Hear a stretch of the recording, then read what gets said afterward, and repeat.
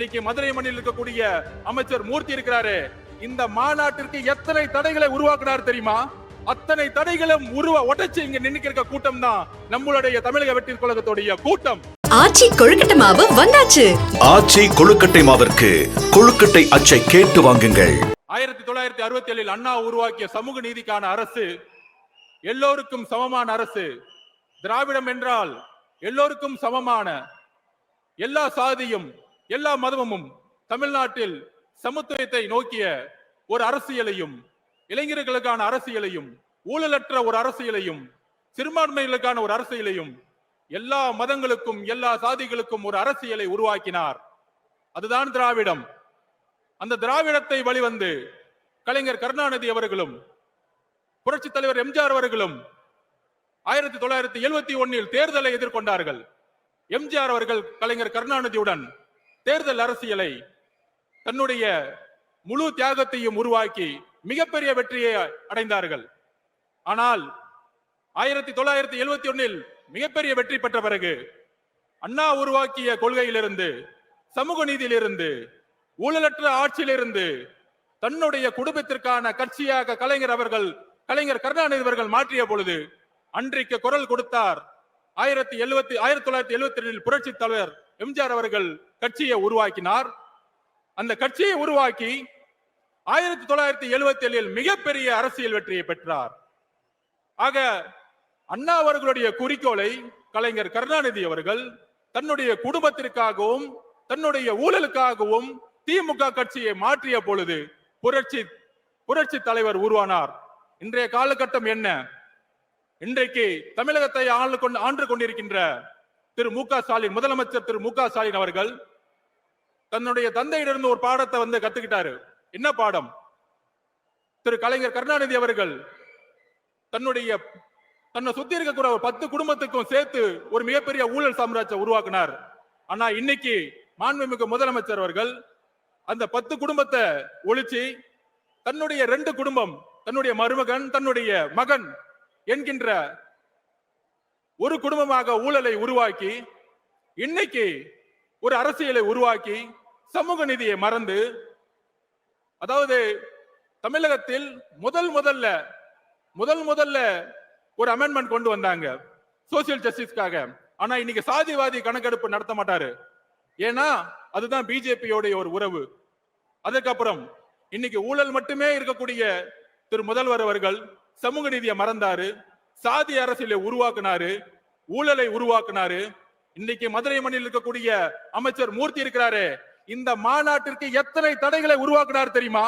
அத்தனை தடைகளும் உடைச்சு இங்க நின்னுக்கிற கூட்டம் தான் நம்மளுடைய தமிழக வெற்றி கழகத்துடைய கூட்டம். இந்த மதுரை மண்ணில் சொல்லின, இந்த மதுரை மண்ணுடைய பிடி பழனிவேல் தியாகராஜன் சொன்னார், இந்த ஆட்சிக்கு வந்தவொடனே மருமகனும் மகனும் மிகப்பெரிய ஊழலை செஞ்சுட்டாங்கப்பா. அப்படி சொன்ன உண்மைக்காக இன்னைக்கு அமைச்சரவையில இருந்து ஓரம் கட்டப்பட்டாரு. ஆனா இன்னைக்கு யாரு இருக்கா? இந்த மதுரை மண்ணில இருந்து மூர்த்தி இருக்கிறாரு. மூர்த்தி என்ன சமூக நீதி காவலரா?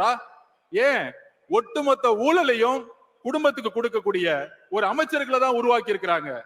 அப்படி ஒரு அரசியலை இருக்கக்கூடிய நேரத்தில் திரு அண்ணா அவர்களுடைய குறிக்கோளை நிறைவேற்றாத மாண்புமிகு முதலமைச்சர் மு க ஸ்டாலின் அவர்கள் அவருடைய திமுக என்றைக்கோ திமுகவுடைய அண்ணா அவர்களுடைய குறிக்கோள் இருந்து விலகிட்டார். அப்ப விலகும் பொழுது யார் அண்ணாவுடைய கொள்கைகளை இன்றைக்கு கடைபிடிக்க முடியும், நிர்வாகத்துல கொண்டு வர முடியும்?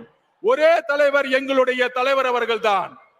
எல்லாரும் சொல்லலாம், திமுகக்கும் தமிழக வெற்றி கழகத்திற்கும் கொள்கை ஒண்ணுதான். அறிஞர் அண்ணாவும் புரட்சி தலைவர் எம்ஜிஆர் அவர்களும் ஏழ்மையும் சமத்துவத்தையும், ஏழ்மையை ஒழிக்கணும், சமத்துவத்தை உருவாக்கணும் தான் கட்சி ஆரம்பிச்சாங்க. அதுக்கப்புறம் இன்னைக்கு அதிமுக எந்த நிலைமையில இருக்கு? அண்ணா அவர்களுடைய குறிக்கோள் வந்து திரு மு க ஸ்டாலின் அவர்கள் விலகிட்டாரு. ஆனா புரட்சி தலைவர் எம்ஜிஆர் அவர்கள் உருவாக்கிய கொள்கை, அதை வழிநடத்திய அம்மா ஜெயலலிதா அவர்களுடைய கொள்கையிலிருந்து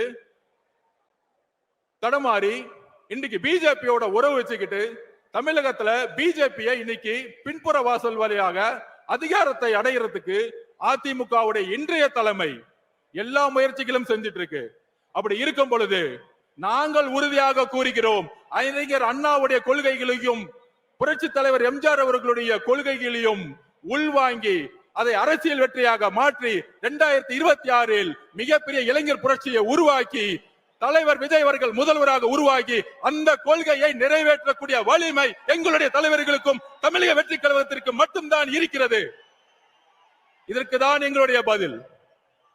இன்றைக்கு பிஜேபி எந்த அளவிற்கு பின்புற வாசல் வழியாக இல்ல, முன்புற வாசல் வழியாக நேற்று கருப்பு சட்டம் 30 நாள்ல ஒரு குற்றச்சாட்டுனா ரிசைன் பண்ண சொல்றாங்க.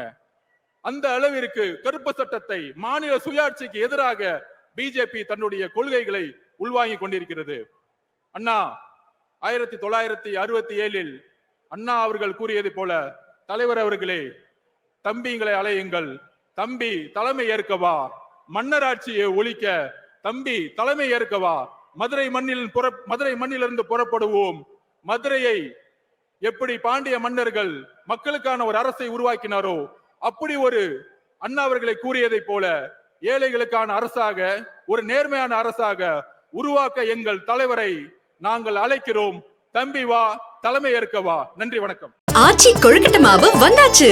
ஆச்சி கொழுக்கட்டை மாவிற்கு கொழுக்கட்டை அச்சை கேட்டு வாங்குங்கள்.